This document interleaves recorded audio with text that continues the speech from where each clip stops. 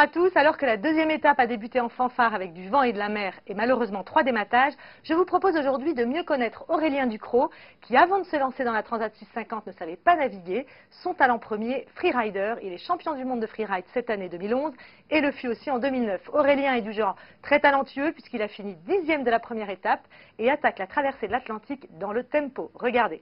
En fait, ça m'est venu, on m'a demandé d'être parrain d'un bateau en 2006. Et c'est comme ça que j'ai découvert le monde des marins, enfin la mer, le bateau. Et en fait, ça m'a, je sais pas comment dire, ça m'a éclaté vraiment sur le coup. Et j'étais parrain du bateau d'Adrien Hardy. Et en fait, il m'a vraiment fait partager sa passion à tel point qu'il m'a transmis un petit peu le virus. Et donc, à partir de là, j'ai décidé de me lancer dans un projet. L'objectif, c'est de me faire plaisir, c'est de me découvrir aussi, parce que j'ai jamais fait autant de temps en mer. Et il n'y a rien, donc voilà, le but, c'est de réussir à arriver jusqu'à Salvador de Bahia. Et puis voilà, de vivre l'aventure au maximum. J'ai très peu d'expérience de navigation, donc c'est sûr que je ne vais pas pouvoir jouer les troubles faits vraiment en tête de la course. Je n'ai pas un bateau récent non plus, mais j'ai quand même toujours fait de la compétition, donc c'est sûr que je vais quand même essayer de faire du mieux que je peux, quoi. En fait, je suis arrivé l'année dernière, en avril 2010, sur Lorient. J'ai mis le bateau à l'eau, et puis là, j'ai passé 7 mois en fait à Lorient à faire que ça, à naviguer, bricoler, préparer le bateau. Au départ, j'ai fait que naviguer, j'ai tout cassé. Après, j'avais compris qu'il fallait préparer le bateau avant de naviguer.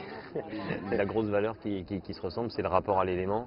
Donc, que quand je suis en montagne ou en mer, c'est faut un petit peu avoir le même état d'esprit face à l'élément. Et ça, je pense que c'est ce qui m'a beaucoup aidé aussi pour progresser vite en mer. C'est que c'est cette connaissance de l'élément, enfin cette appréhension de l'élément, je l'avais déjà avec la montagne. Et c'est très similaire à l'approche de la mer. C'est un bateau qui est fiable, qui est solide. Après, c'est sûr que par rapport aux nouveaux bateaux, ça pêche au niveau de la puissance et au niveau de la vitesse.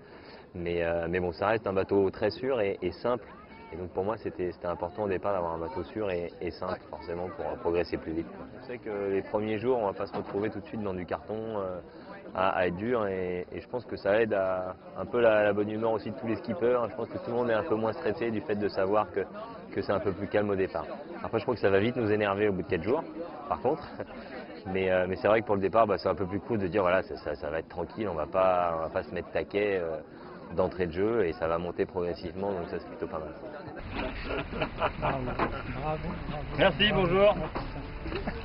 Ça a été dur, mais ça s'est bien passé et j'ai toujours réussi à bien maîtriser le bateau, donc c'est cool. J'ai plaisir. Oh là là. On se retrouve demain pour un nouveau point de course sur la deuxième étape de la course. Bye bye.